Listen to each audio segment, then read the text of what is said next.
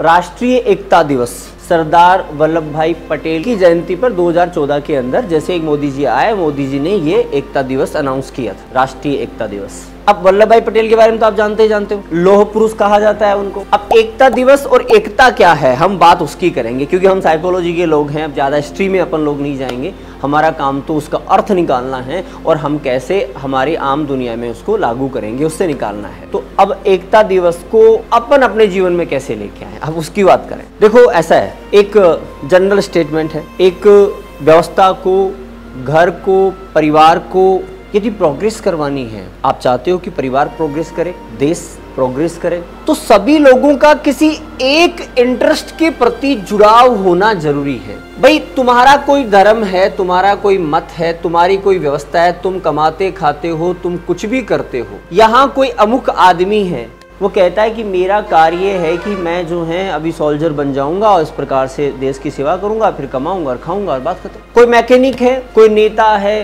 कोई भी कर्मचारी है, कोई डॉक्टर है, सभी लोग अपना अपना काम करते हैं। वो सब लोग अपना अपना काम करते हुए भी उनका जो मुख्य मन के अंदर जो ध्येय है वो एक ध्येय हो, और वो ध्येय क्या हो, राष्ट्र। आप कमाई कर रहे हो, ठीक है, वो अलग मैटर है, लेकिन कमाई करते हुए भी हमेशा उद्देश्य मन में क्या बैठना चाहिए, राष्ट्र के हित में जा रहा है या नहीं जा रहा। जब सभी के मन में एक उद्देश्य होता है, एक आवश्यकता होती है, तब एकता का जन्म होता है। उससे पहले कभी एकता का जन्म नहीं होता। उससे पहले आप एकता, राष्ट्रीय एकता, ये एकता, इनकी बातें ही कर सकते हो, इसके अलावा कोई रिजल्ट की संभावना नहीं है। मुख्य बात ये है कि जब आप राष्ट्रीय एकता चाहते हो तो यहाँ के नागरिकों के मन के अंदर, अलग अलग व्यवसाय के, अलग अलग धर्म के, मत के, चाहे कोई भी लोग हो, लेकिन उन सभी व्यवसायों और सभी धर्मों के ऊपर एक चीज जो बैठे, वो कौन बैठे, राष्ट्र। मैं कुछ भी करूंगा लेकिन राष्ट्र के अगेंस्ट नहीं कर सकता, और राष्ट्र के अगेंस्ट नहीं कर सकता, ये भी नहीं कर सकता, ये भी नहीं कर सकता, ये भी नहीं कर सकता। ये जब सभी लोग नहीं कर सकते, और जब कभी किसी ऐसे काम की आवश्यकता पड़ेगी जहां राष्ट्र हित में कार्य हो रहे हैं, तो सारे के सारे खड़े होकर वो काम करने लग जाएंगे, किसी को आपत्ति भी नहीं होगी। अब आपत्ति कब होती है, जब कुछ लोग अपना उद्देश्य कुछ और समझते हैं। जब हम पैदा हो गए और खा लिए पी लिए बड़े हो गए और ऊपर आगे, हमने कभी उद्देश्य नहीं सोचा कि राष्ट्र क्या है। आज जो हमारा टाइम है, जो आदमी ऐसे बैठा है, कोई आदमी को नींद भी आ गई, कोई आदमी मूवी देख रहा है, कोई आदमी कुछ और कर रहा है, वो जैसे जैसे अपने टाइम को किल कर रहा है। हर क्षण उसको एक बात सोचनी चाहिए कि माना कि वो टाइम मेरा है, माना कि घर वाले मेरे हैं,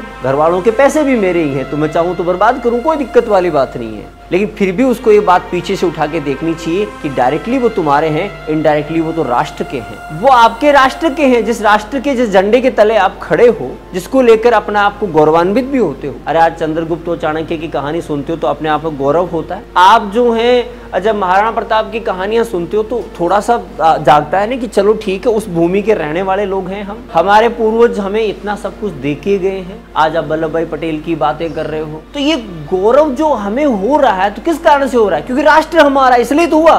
तो राष्ट्र है तो राष्ट्र के प्रति हमारा कर्तव्य तो बनता ही बनता है, और कर्तव्य यदि हम पूरे नहीं कर रहे तो फिर वो राष्ट्रीय एकता का जन्म तो कभी होगा ही नहीं। मैं कह रहा हूँ साइकोलॉजिकली आपको ये बात क्लियर कह रहा हूँ, जब हर एक व्यक्ति के मन में वो कुछ का, किसी भी संप्रदाय का है, किसी भी व्यवस्था का है, वो कोई इंजीनियर है, डॉक्टर है, कुछ भी है, हर एक कार्य को करते समय वो पहले ये सोचे कि ये राष्ट्र हित में है कि नहीं। राष्ट्र हित में है तो बाकी तुम्हारी व्यवस्था है, करते रहो, तो व्यवस्था चलती रहेगी, कोई दिक्कत वाली बात नहीं है। लेकिन यदि राष्ट्र के अगेंस्ट कुछ जा रहा है तो फिर वहां पे गलत हो जाएगा, और कभी राष्ट्रीय एकता नहीं ला सकते आप। देश के नागरिक कभी भी देश से प्यार नहीं कर सकते। क्यों नहीं कर सकते, क्योंकि उन्होंने कभी राष्ट्रीय एकता समझी ही नहीं। राष्ट्रीय एकता है क्या? आज तुम आंख बंद करके देखो, हमारे भारत में कितने ऐसे लोग हैं जो सुबह शाम या दिन में कभी एक बार भी बैठ के विचार करें। हम भगवान को नमस्कार कर लेते हैं कि भगवान तेरा सब कुछ है, ऐसे तो भी बहुत कम लोग करते हैं, वो भी खैर करना चाहिए, उचित है। हम भूमि को प्रणाम करते हैं, भूमि को हम माता कहते हैं, कहने का मतलब हमारी संस्कृति है, कल्चर है,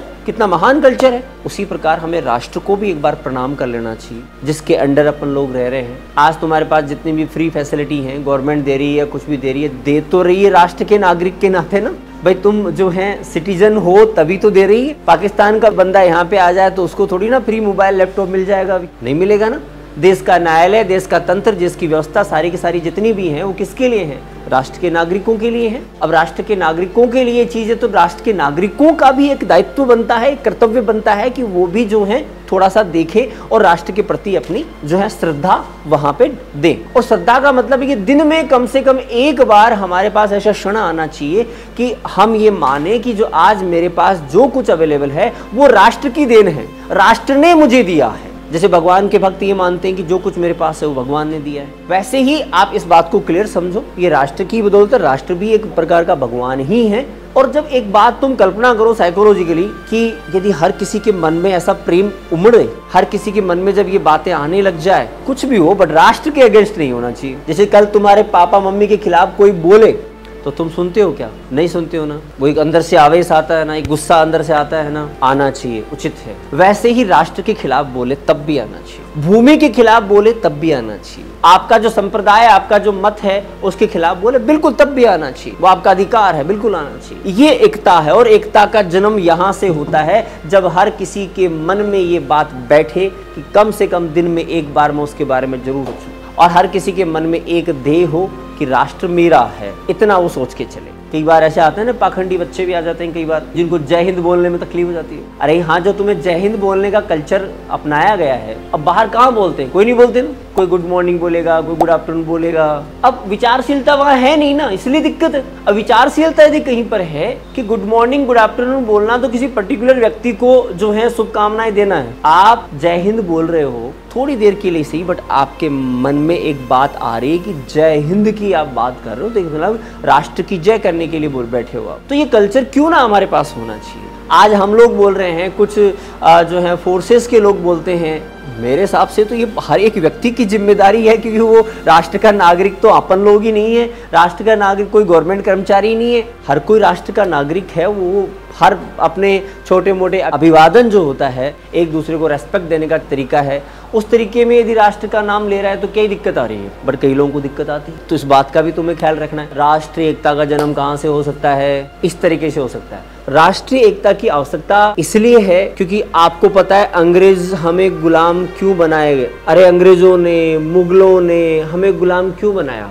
जब हमारे लोग हमारे खिलाफ हो गए, उनके मन में यदि ये बात, हर जो मैं बता रहा हूँ, हर किसी व्यक्ति के मन में यदि पहली बात राष्ट्र की आए तो कभी किसी के बहकाव में आएगा ही नहीं, भटकेगा ही नहीं। और जब भटकेगा ही नहीं तो कोई दुर्घटना घटित होगी ही नहीं, क्योंकि कोई व्यक्ति मानता है कि नहीं मैं तो मैकेनिक हूँ, मैं यहाँ पे काम करता हूँ, कमाता और खाता हूँ, क्या कहाँ का राष्ट्र, मैं नहीं जानता राष्ट्र को। कल जब कोई चाइना अटैक करेगा, कोई दूसरा कोई आदमी दोबारा जैसे गुलामी लाने का प्रयास करेगा, तो ऐसे लोग शिकार होंगे जिनके मन में भावनाएं नहीं है राष्ट्र के प्रति, और वो ही कल को हमारे लिए खतरा होंगे। इसलिए राष्ट्र प्रेम, राष्ट्र भक्ति प्रत्येक नागरिक के मन में होना जरूरी है, और उसी से फिर प्रोग्रेस होती है। क्योंकि सबका देखो, ये क्या सोच रहा है, ये क्या सोच रहा है, कुछ भी सोच रहा है, लेकिन एक कोई बात जो कि राष्ट्र हित की है उसमें जो सारे के सारे योगदान देंगे, बहुमत से पारित करेंगे और बहुमत से खड़े हो जाएंगे, तो प्रोग्रेस भी फास्ट होगी, व्यवस्था भी फास्ट चलेगी, कोई दिक्कत आएगी नहीं, कंफ्यूजन भी पैदा नहीं होगी, और कंफ्यूजन ही आपको मरवाती है।